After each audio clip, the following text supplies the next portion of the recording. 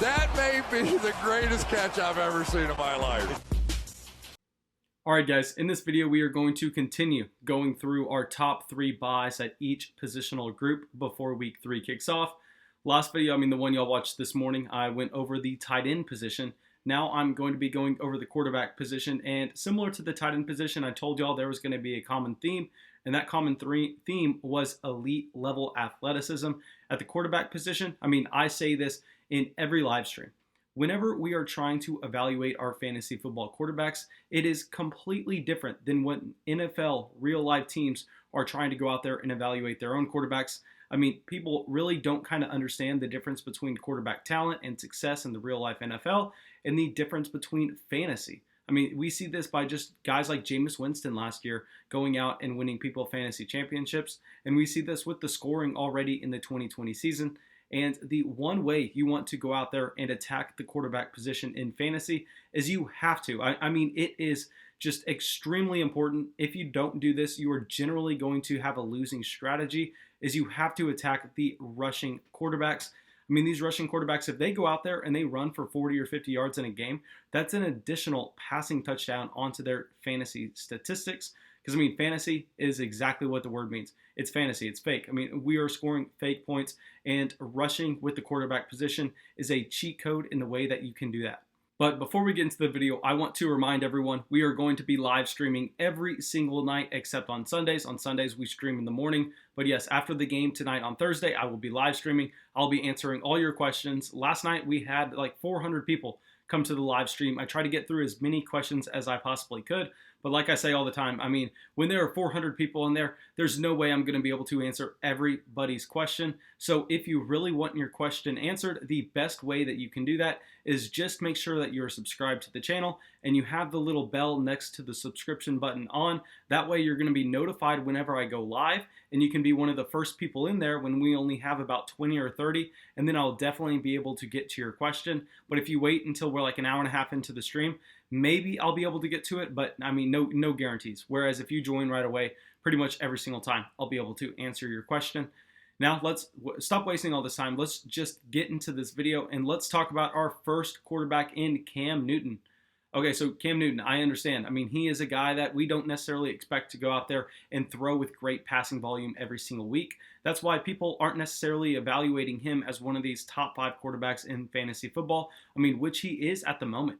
If you look at what he is providing you in terms of the rushing production on the ground, like I said at the beginning of the video, Cam Newton is the definition of a cheat code in fantasy football. He's going to be able to go out there and, when the Patriots are on the goal line, they are only looking for Cam Newton. They are not going to hand the ball off. They are either running it with Cam or they're going to be throwing it with Cam. But regardless, I think it's easy to expect that Cam Newton ends up with all of the touchdowns for the New England Patriots in week 3 and going forward. Obviously, occasionally Sony Michel or maybe even a James White is going to sneak in for a touchdown here and there. But to the main point, this is not a team that we really expect spreading the love around. I think after we've seen how they are running their offense through 2 weeks, it's going to be going through Cam.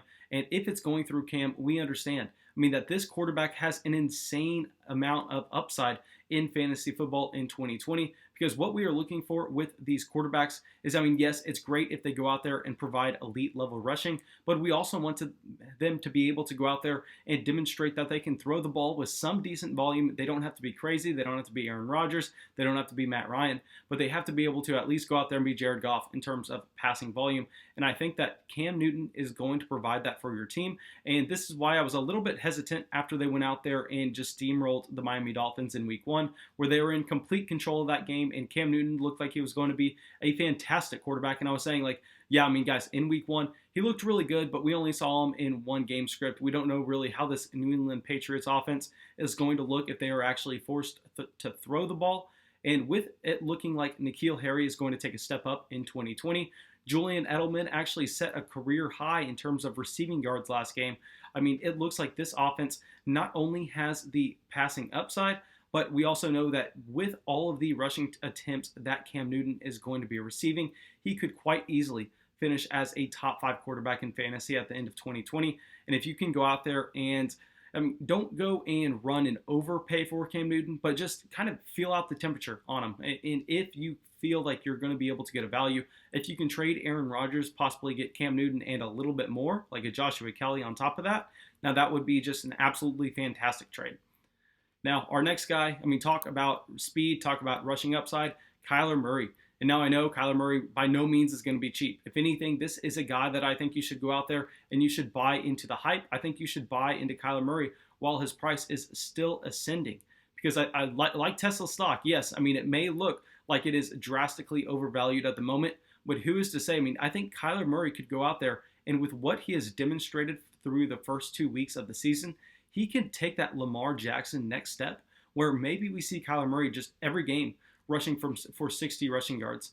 And if that happens, Kyler Murray is automatically probably the quarterback one in fantasy football because we see with the addition of DeAndre Hopkins, with Kyler Murray taking a significant step forward in year 2, I think that the sky's the limit here. And I mean, this is an offense that wants to run a very fast pace. This is the exact opposite of a reason that I want to go out there and avoid the Minnesota Vikings players because they are not trying to get that many plays off per game. Whereas the Arizona Cardinals, I mean, they are moving the ball fast. They are running an insane amount of plays. And we understand that just the way that happened, I mean, the way this translates to is fantasy production. I mean, I learned this lesson way back whenever I won my first fantasy football championship ever. That was the year with Nick Foles, Deshawn Jackson, LaShawn McCoy, and Chip Kelly. I had all those stacked into one team. And I mean, the entire reason that those stacks won people fantasy championships way back, I don't even know how long ago that was, but was due to the pace of play that they were running their offense at. And really, if you have that extremely high pace of play, the amount of plays that you're going to be able to get off in a given game is just going to provide fantasy production all over the field. And after seeing Kyler Murray go out there and just demonstrate elite level speed in week 2, I mean, we all saw that one run that he had that he ended up taking for a touchdown. I mean, the sky's the limit with another player like Kyler Murray in fantasy football. Okay, now let's get to our last guy. And this guy, unlike Kyler Murray, you're not going to be buying him high. You are going to be buying him low. And I did not think to include this guy on the list until everyone was asking me just horrendous questions in the live stream saying, oh, should I start Gardner Minshew or should I start this other guy, Deshawn Watson? And yes, I mean, Deshawn Watson has been disappointing through 2 weeks. Yes, Deshawn Watson has a very tough matchup in week 3. But if you look at his schedule after week 3, it really opens up where I think we can see Deshaun Watson where, yes, he is very much missing DeAndre Hopkins. I mean, just an alpha wide receiver target.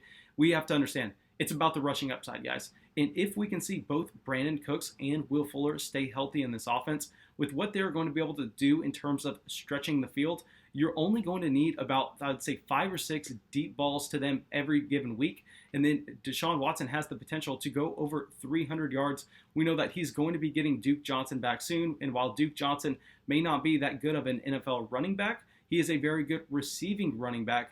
And I think that if we have these 2 elite field stretchers just going out there and providing deep plays for this offense, if we add an additional underneath route with a guy like Duke Johnson, I mean, we see their tight end stepping up, and maybe Randall Cobb does get some increased slot usage. I think that we can see both the passing volume for Deshaun Watson increase, and if they are able to stretch the field how I expect them to, I think that Deshaun Watson could be one of these guys that, I'm not saying it's likely, but like Kyler Murray, it is in the range of outcomes where Deshaun Watson goes out there and he ends up being the league leader in rushing yards after week 2 in terms of at the quarterback position. And if that happens, Deshaun Watson is another guy. I mean, he's like quarterback 50. I mean, he's a quarterback 2 at the moment, but he's a guy that has top 3 quarterback upside.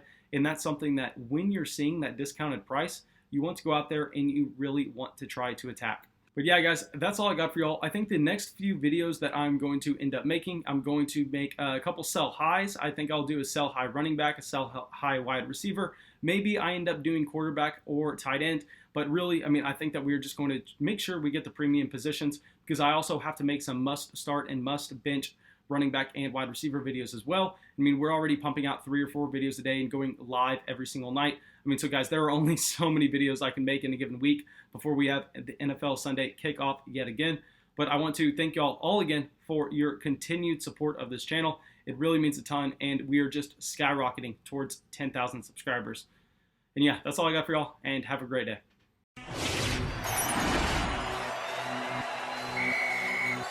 That may be the greatest catch I've ever seen in my life.